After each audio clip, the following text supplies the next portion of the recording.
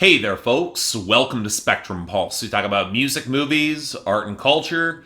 And here's something special. Today we're going to be talking about the top 10 worst hit songs of 2011. So something that every music critic loves to do is craft a narrative surrounding the sound of a specific year, especially with the benefit of hindsight allowing one to track trends or make predictions of what was to come. Write a little bit of history along the way. 2011 is not one of those years where that comes easily. I mean, on the surface, you could make the argument that this is where the club boom hit oversaturation in pop music and began collapsing in upon itself, with the success stories of this year telling what was to come. But while this year would foretell the success of some individual acts and trends, you can argue the popular seeds of bro country were planted this year, as was Adele's decade-long run, and a fondness for retro tones that would eventually be co-opted by artists looking to identify something beyond their own. Hi, Bruno Mars got his major push this year, but it was also a year that feels weirdly ossified in time. For one, 2011 was a year of massive pop diva competition, where most would see their careers fly in wildly different directions by the decade's end or implode entirely. You could argue that 2011 was also a year for Young Money, as Lil Wayne, Drake, and Nicki Minaj began notching consistent crossover success. And many could argue that was a mixed blessing at best. And that's not even counting the string of acts that would achieve chart success in 2011 and little else. And what's bizarre is that they weren't part of any one consistent trend or level of quality, which means even in hindsight, you can't really draw clear predictions on where anyone was gonna go. And here's the strange thing.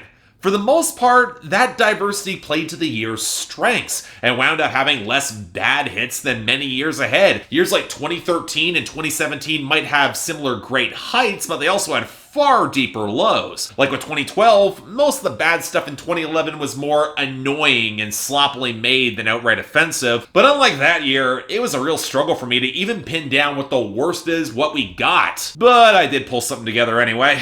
You all know the rules. The songs had to debut on the year-end list Hot 100 chart for 2011. So let's untangle the worst of this messy year, starting off with number 10.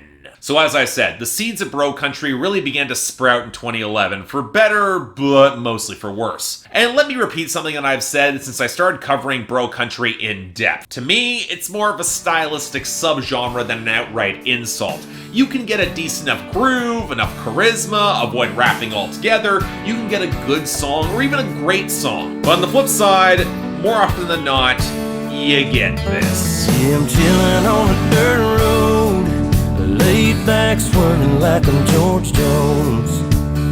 To this day, this is Jason Aldean's biggest hit on the Hot 100. A sluggish, antisocial slog, only barely invigorated by Ludacris being way better than he needs to be, and yet whose presence seems to have inspired Jason Aldean to rap, which begat a slew of torrid decisions throughout the rest of the decade. Seriously, he snagged a top 10 hit that kept him in the limelight for years to come, and when you realize it was this song that did it, you have to wonder what could have happened to country if we had shot this in the crib. And it's genuinely jarring to see how many parts of this song just don't work together. It calls itself an anthem, but the vibe is generally relaxed and kind of lethargic. Probably courtesy of the open beer sitting in the dash and the hook, but hey, considering how drunk you need to be to appreciate most bro country, I'm not surprised. But the weird thing is that even in this lane of swaggering macho stoicism that's been Jason Aldean's template for over a decade now, his first verse curdles all of it, bringing this sullen, antisocial posturing that doesn't match Ludacris whatsoever, or even the hook. And the production really doesn't help matters, because in the grand tradition of assembling songs in post, the scratching layered over Ludacris's verse and the percussion doesn't match with anything,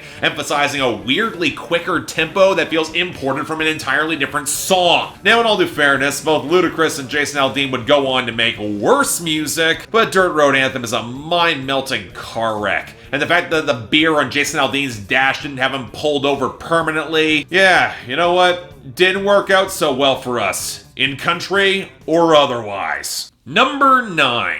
Of all the songs on my list, this is the one where I struggled the most where to place it. At one point, it literally topped this list because it felt so skin-crawlingly gross, and even with the talent on board, it really is a lot worse than a lot of people remember it to be. Eventually, it kind of got bailed out because there is enough raw talent around to keep it from being a complete disaster, but talent can still play down to this level, as you can clearly hear. Look at me now, look at me now, oh, I'm getting paper. The most scathing indictment of 2011 pop culture as a whole is the redemption arc of Chris Brown, where thanks to a lot of big-name collaborations and handlers who knew his diehard fan base would continue paying a lot of money for this abusive stain, he saw a disgusting amount of success this year. The fact he's only going to clinch one spot on this list is genuinely surprising for me, but good production and tolerable hooks, they cannot save you forever, and this is the example. Especially when he thinks that it's a good time to showcase his unchecked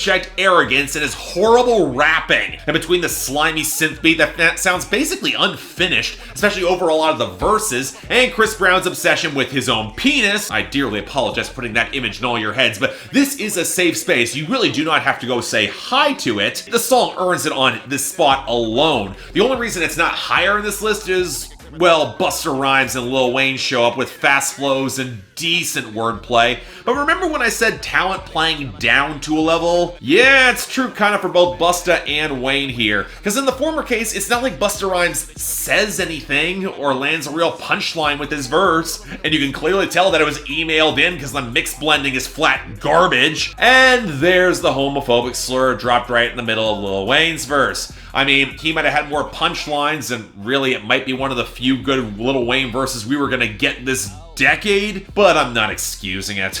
In the end, it's bravado that feels utterly hollow, and it's built to prop up the non-charisma of Chris Brown and hip-hop in the 2010s. You did that, America! Congratulations. Number 8. So a comparison I made to Katy Perry's Teenage Dream era is to Come On Over by Shania Twain. Massive smash albums, top-heavy with singles, but peaks that neither artist would ever really match again, which became all the more true throughout the rest of this decade for Katy Perry. But 2011 was Katy Perry arguably at her best, and many of her singles were good to great this year, but not all of them. Kiss me, infect me with your love and fill me with your poison. It's tough to assign blame for this, because it's really a disaster from top to bottom and nobody gets out unscathed. For one, the production is a cacophonous mess. You would think that Dr. Luke and Max Martin working together would be able to land on a hook beyond a half dozen buzzsaw tones crashing into each other against a blur of hi-hats, the incessant Black Eyed Peas-esque beeping, and a percussion line crib from We Will Rock You by Queen. But no, this is what we got. I guess the intention might have been able to create something so claustrophobic and suffocating that Katy Perry sounds like she's being drowned out in alien noise and that it's trying to be creepy or foreboding, but there's no comprehension of any sort of atmosphere or an understanding that you need a real personality to anchor a song like this. Ellie Goulding would have Lights become a hit just a year later, and its more alien creepiness, which was emphasized in the lyrics and the atmosphere, way more convincing. Whereas this headache personified thinks that Katy Perry stuttering through her hook with utterly mangled references to being the tragic victim of some alien vampire. I guess it could be workable, especially when that alien seems to be referenced by Kanye West. And let's not mince words, Kanye's guest verses in this era for him were pretty much incoherent garbage right from the jump. Hell, most of his verses on My Beautiful Dark Twisted Fantasy stray into that territory too. Let's get real for a second. And you know what, E.T.? One of the worst examples. Bathe my ape in your Milky Way, which apparently is a sneakers reference, but leaves me thinking that Kanye wants to put his foot in this girl's vagina. And if you think that's off the table, Kanye's next verse is all about the alien sex, where he disrobes her, he probes her, he abducts her, and then because he did so, he gets to tell her what to do. Charming. This is your musical genius, music critics. Kanye talking about alien sex through a half dozen different vocal filters, and people think he's so clever. Or to quote him directly, because he's nothing if not self-aware, he's called a big-headed astronaut because Yeezy gets ass a lot. We're talking about a guy who rhymes rockets on deck with pockets on Shrek. for no reason. Because even with the meme of Shrek, nobody has cared about Shrek's pockets. And if everything I described does not remotely convince you that this belongs in this list, yeah, you might be as far out as everything else about this exploding Death Star of a song. Next, number 7. This was another song that nearly topped my list. In fact, if you go back to when I first wrote a version of this list down in 2011, this was my number 1. And I get now, kind of an odd pick. This song's basically been forgotten. It's not really worth hating. And yet... Me said daylight come and we don't wanna go home. Really, what has even been Jason Derulo's career in the 2010s? I think by now he's taken his questionable taste and talent in music towards film. He's gonna be in the Cats musical, so that's happening. But 2011 was also a weirdly off year for him. This was the biggest hit from his sophomore album, a project that in comparison with his debut and Tattoos and Talk Dirty, surprisingly tanked pretty badly. And yep, if it was running off the strength of this lead single, I get why. It's a song that wants to replicate the J.R. Rodham formula through a Frankenstein-esque blend of samples, in this case grabbing from Robin S.'s Show Me Love, an interpolation of Get Low by Lil Jon, and most appallingly, the Banana Boat song by Harry Belafonte, a song that, no jokes here, I've loved it since my childhood. And the fact this shambling, badly mixed, soulless abomination is the result, it's gross. The sort of club banger that's reserved for desperate last call panic, and somehow skips over the fact that a blonde woman in Jason Derulo's lap is passing out. Why don't you care about this, Jason? Now, if that's not a sign that everyone should go home rather than indulge this pulsating, overlayered ripoff of Chris Brown's worst era to come, with the increasingly tinny synths and Derulo's vamping that comes across as weirdly petulant, I don't know what is. But again, what I find so obscene about this song is how it interpolates what's basically an old Jamaican work song that I'd argue is kind of timeless into one of the most painfully dated and grating slices of dance pop and R&B we would hear this year. And what's stunning is that even using that sample this year, it's not original, because when Lil Wayne and Corey Gunz put together 6 Foot 7 Foot, released 6 months earlier and also making the year-end list in 2011, they flipped the same sample. They actually made it work. If that's not the scathing indictment of how utterly soulless and derivative this trash is, yeah, okay, everyone clear out. Number 6. This song is widely considered one of the worst of 2011 by a lot of critics, and I think some people might be surprised by how relatively low it is on this list, especially given the number that it would do on this artist's career for the rest of the 2010s, especially stateside. And I'm not even sure I've got the same level of hatred towards this as I do other songs that might be lower on the list, but sometimes you just have to acknowledge the disaster in its wake, and why Enrique Iglesias may have burned his English language career to the ground, and not even just his. Given my reputation, please excuse me, I don't mean to be rude, but tonight I'm fucking you. So here's an honest truth about me. I used to be a pretty big Enrique Iglesias fan. I've got a couple of his CDs. He had a good command of groove and smoothness. He had a warm, breezy vibe I tended to like. He had real charisma. He made pretty good Latin pop throughout the 2000s, and yet none of his club boom pivot in the 2010s felt right. It wasn't organic, it wasn't smooth, it was pushy in a way that didn't match his style at all. It was just this ugliness that did not resonate, and this is by far his worst example. I mean, there are people in the pop and R&B mold who can pull off the intense, sexually dominant, we are fucking tonight, let's go approach, but that's never been Enrique Iglesias, and him trying sleazy pickup maneuvers on the second verse that can't even approach making sense, like, if I never lied, then baby, you'd be the truth, it's baffling. Even Ludacris sounds uncomfortable here. He's one of 2 bright moments on the song as he takes the same Lil Jon interpolation Jason Derulo did, and doesn't realize apparently you can see a woman's pants from any angle, but the lines at the end of his verse implies that he's just stuck with her, and that is not even close to the vibe in order to make this sort of song work. I mean, the other element I can see kind of clicking with this song is the pre-chorus build, which is not bad, but the drop is a cacophony of gummy beeps, terribly layered backing croons, and a blocky gallop that doesn't mesh with anything. I don't know who this DJ Frank E is, but he sure as hell didn't salvage this song. And you know what's so much worse is that you can argue this song nearly killed the careers of Ludacris and Enrique, albeit in different ways. I mean, Ludacris might be focusing more on acting now, but his music has not found consistent mainstream traction since. Kind of a damn shame. We could have used him in the 2010s in hip-hop. And yeah, Enrique Iglesias would get 2 more minor English hits with Dirty Dancer and Finally Found You, 2 songs I guarantee the majority of you even forgot existed, but the majority of his work has since been in Spanish. Maybe once you tell girls that you're gonna fuck them and you don't do it well, they don't want to hear you talking in a language they actually understand anymore. Both these men should have known better, and they have paid very dearly for this mistake. So yeah, I'm disappointed. Let's move on. Number 5. Okay, we gave the New Boyz a second hit. Why did we do this, America? Why?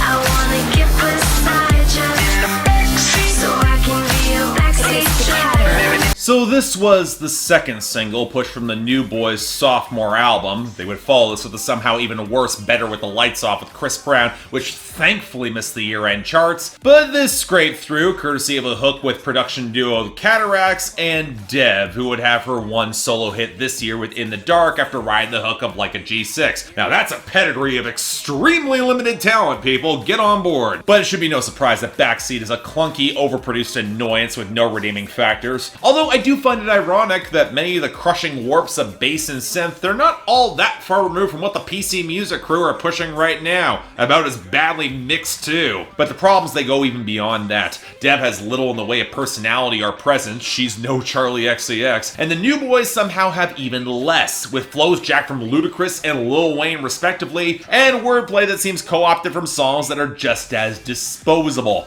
The shallow annoyance is becoming fractal here, and yet I can't even say it executes the sleaze all that well. Yes, we all know the terrible line, I heard you had a baby, you want a new boy in you? Which would probably put this on the list by default, but the hook doesn't even scan properly. I get the whole backseat driver double entendre, but the backseat drivers, they're annoying. They're about the furthest thing from sexy, which is what you would expect from 2 kids who talk about taking this girl trick-or-treating and then unironically referencing LMFAO. Again, just like in 2010, this is taking cheap shots at a duo who basically flamed out after this. But considering the 3-car pileup that is otherwise known as this song, I think any analysis I provide might be the jaws of life. Let's move on. Number 4. So this song in particular is a bit of an odd case. Normally when I emphasize, whenever I make a worst hits list, that disappointments tend to place a bit higher because you actually had expectations. But what happens when you have an artist that goes in the opposite direction, goes on to make much better music with time, and clearly has no desire to ever return to this sound? Well, it does manufacture a little bit of distance from the song, and does curb some of my rampant disgust and disinterest. Until you go back,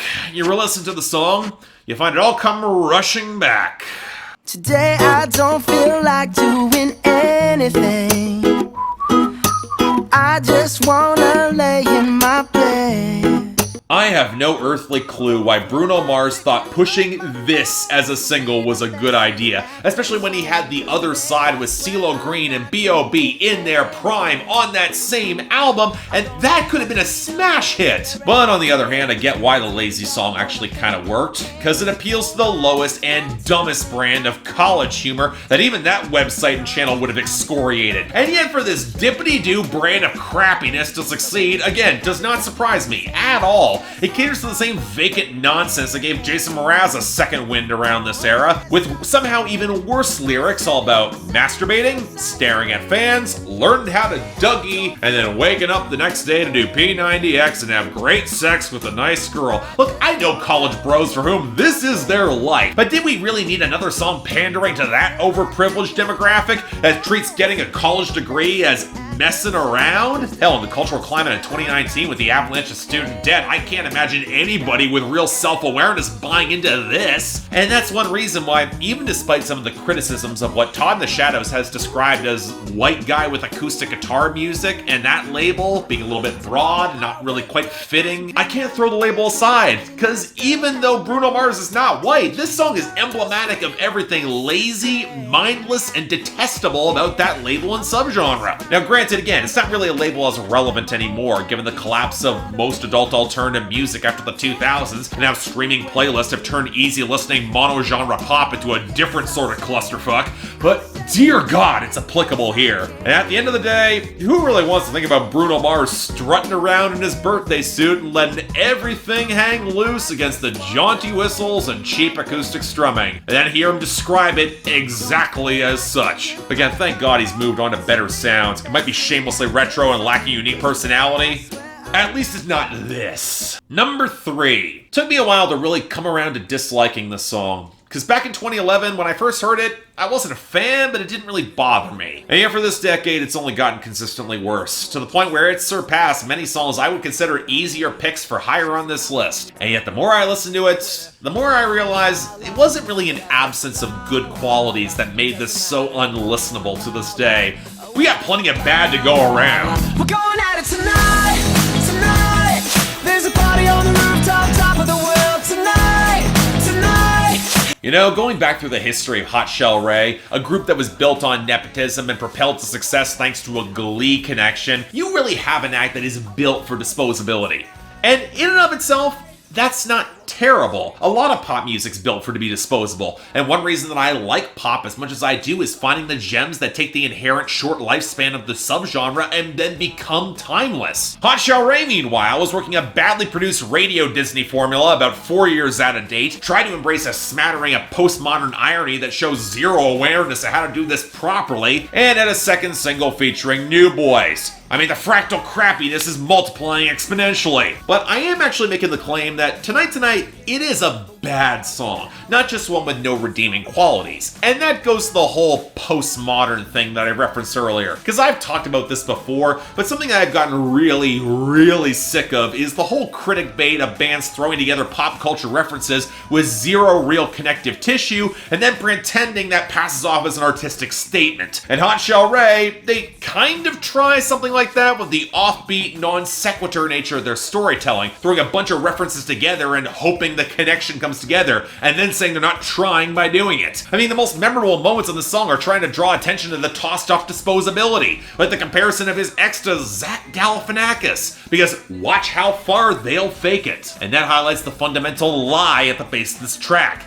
It's a song that wants to say it's conned the unthinking industry so even the white kids can dance along, when in reality it's the definition of privilege that it got its success in this way. Also, the synths are incredibly tinny, the melody line's beyond basic, and the mugging of everyone involved makes my skin crawl. This is an artistic lie. That's honestly a little bit more offensive to me. And the greatest irony? The group did not have any more real hits. Good fucking riddance. Number 2. But going back to nepotism and the ever-fertile topic of dicks flopping everywhere. I'm sexy and I know it.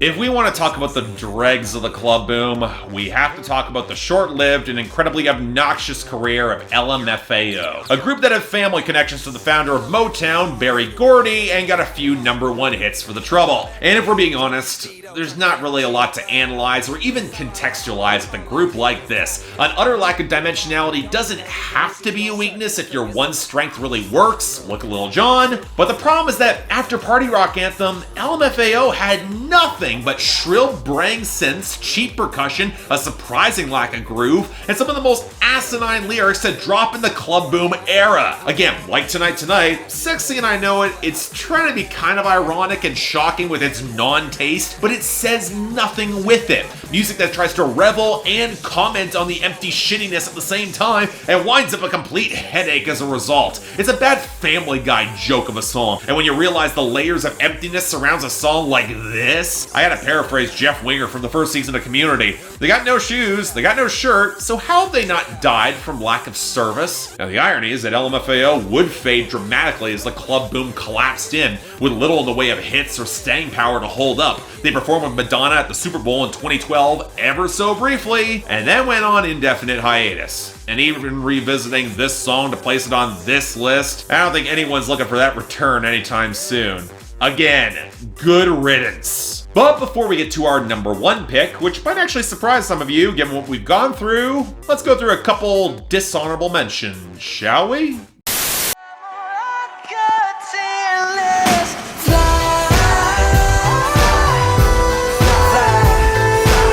Oh look, the Far East movement trying to leverage Ryan Tedder for a second hit, and it's boringly crappy like you'd otherwise expect, with the insubstantial nature of the production and the shrill delivery matching the Far East movement having still nothing to say. You know it's a really bad sign when the group references their only other hit on this song in the second verse? That's all I'm saying, because this is not worth talking about. I'm addicted and I just can't get enough. I just can't get enough. I just can't get enough. So 2011 was widely cited as the year the Black Eyed Peas took the brunt of the backlash they've been building up throughout the club boom, and this is not normally the song that gets the majority of attention. But going back through it, it's alarming how bad Just Can't Get Enough really is. The stuttered percussion sounds like a crumpled mess trying to imitate a lot of Kanye West formula, especially with that lo-fi sound. The vocal filters strip away any semblance of human personality, which doesn't match with Fergie pulling lines from her first verse from a Vietnamese prostitute from Full Metal Jacket. And while the hook might be kind of pretty with the strings and Fergie trying for more sensitive delivery, the song will then contort all over itself in the verses before switching into a fast-paced breakdown for the finale that matches with nothing. So yeah, this is a mess that trips over a couple good elements. And while we are on that subject... Hey, now do the pretty girl rock, rock, rock, rock, rock. Do the pretty girl rock, rock, rock, rock, rock. You know, I do feel a little bit bad that Keri Hilson has become most well known for this single outside her brief window of relevance around the turn of the decade. Another song that could have played for empowerment anthem territory if it didn't epically miss the point. This song is often criticized because the verse structure is incredibly clumsy and the stuttering percussion plays off the pianos really awkwardly, and that's before all the G-funk synths are drizzled all top of it. But it is the exact same problem that Daya actually faced when she made Sit Still look pretty back in 2016. Less of "you're beautiful" and more that "I'm beautiful." So, of course, it comes across like an ego trip. Now, of course, the great irony of the song is that Keri Hilson didn't actually write it. Neo did. And it's got the sort of male-coded, one-dimensional egotism and presumption that has colored a lot of his worst songs. So yeah, it's a complete total misfire. It's not surprising the pretty girl rock didn't really catch on. Shame, she actually had charisma. What a waste. Now you in the corner trying to put it together. How to love, how to love. And on the topic of men dictating the self-esteem anthems of the fair sex, we've got How to Love from Lil Wayne. His attempt at an acoustic ballad that tries to double down on how this girl is so insecure and how she can never quite figure out how to love until, of course, he tells her. But there's also two major problems with this song. The first being the percussion consistently sounds like ass with a snare that's mixed way too close to the front, which chops any acoustic rhythm into fragments. And I also don't remotely buy this coming from Lil Wayne's slurred over drawl. I get that maybe having a moment of sincerity, him trying to lean into the same lane that Drake has done so often, but for as stilted as his references are to the crooks on this song, I just can't help but think of songs like Love Me that would drop 2 years after with Drake and Future, and this comes across as a lot more manipulative. Yeah, so questionable intentions at the time, it's aged pretty badly, but you want to know what sucked even back then? Crazy girl, don't you know that I love you? I wouldn't dream of going nowhere. Oh, there are way too many acts in country music who lean on the conceit of, oh, this girl is crazy and she just needs a strong, sturdy man to love her back into line. Yet very few songs are as blunt about it as this is, delivered by the perpetual second stringers, the Eli Young Band. Aside from the fact the song has a really awkward structure, especially in the first verse, it feels condescending as all hell, especially with the attempt to make it better with his confession of love on the hook. And what's so exasperating is that this was very nearly their biggest hit. And also that even respectable artists like Luke Combs will try to play to this territory even to this day. But on the topic of songs that are aging really badly, All the other kids with the bump that gets you better run faster than my bullet. this was a song I hated in 2011, and while I briefly came around on it later in this decade, by 2019, I think I can acknowledge that not only has Foster the People utterly squandered any potential they might have had, Pumped Up Kicks is terrible. The good groove is inconsistent, the delivery is wispy as all hell, the whistle is insufferable, the solo is a non-entity, Mark Foster's delivery grates on my nerves, and let's not forget, this is a jaunty song intentionally written from the perspective of a school shooter. Now, Now, Mark Foster got in hot water for this even back in 2011, where he tried to blow off criticisms by saying that he was spreading awareness, and then forgot how bafflingly myopic this song seems now. But even then, when you realize that there's no real commentary being presented beyond this kid's kind of a dumbass playing with his dad's gun, it is genuinely jarring to hear, especially with such a lightweight, jaunty tone, the hook being this rote revenge fantasy, and the song not even feeling representative of what school shooters, what they actually entail. And that's not even getting to all the cowboy iconography that's thrown in which if Mark Foster was framing this as a commentary on masculine archetypes, well, he completely missed the boat. And look, I'm not saying you can't make even irreverent songs about school shootings, but if your go-to example is this faux indie fart in the wind, no, you can do a lot better. And I owe it all to you.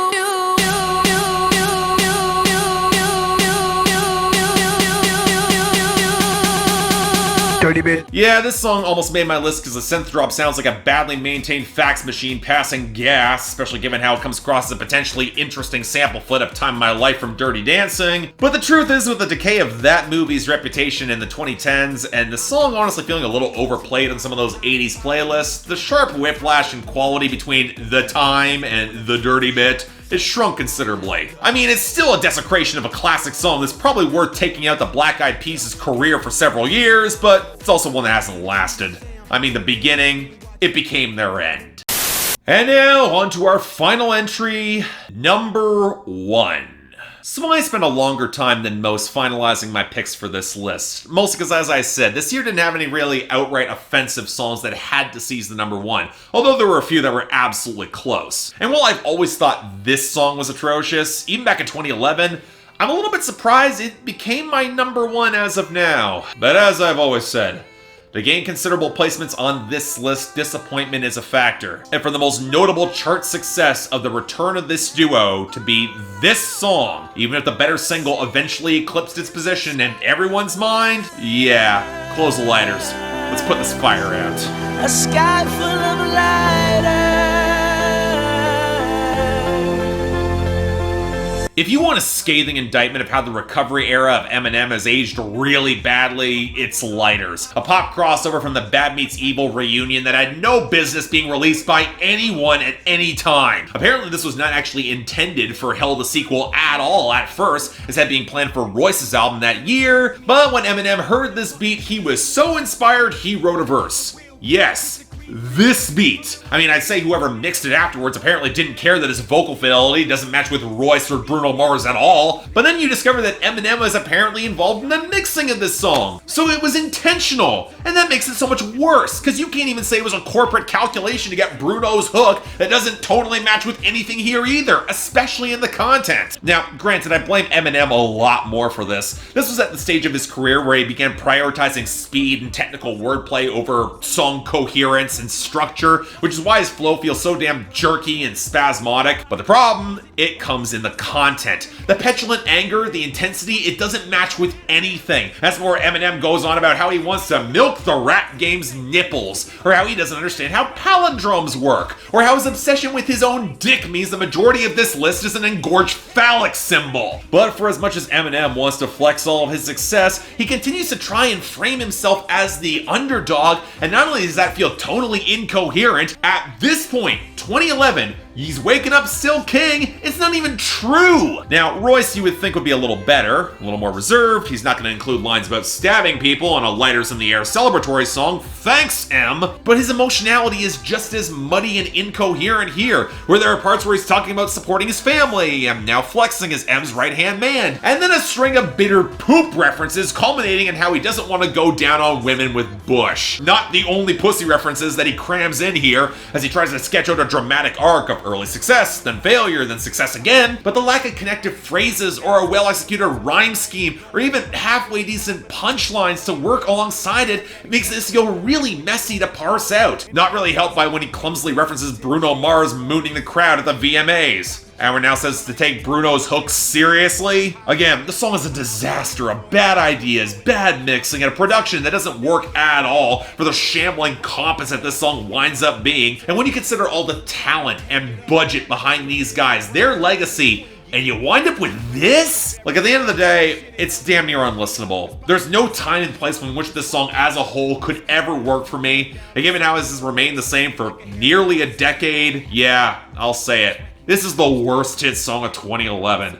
And given how Fastlane has overtaken this in the cultural conversation, I don't think that anybody's missing these lighters either. But yeah, thanks a lot for watching. If you'd like to like and subscribe, I'd be more than grateful. What were your picks for the worst hit songs of 2011? Happy to hear them down in the comments below. Got one more year-end list to round out the decade before we get into the stuff for 2019, so stay tuned for that. That'll be around November, December. But until then, I'm Mark, you're watching Spectrum Pulse, and I'll see you next time.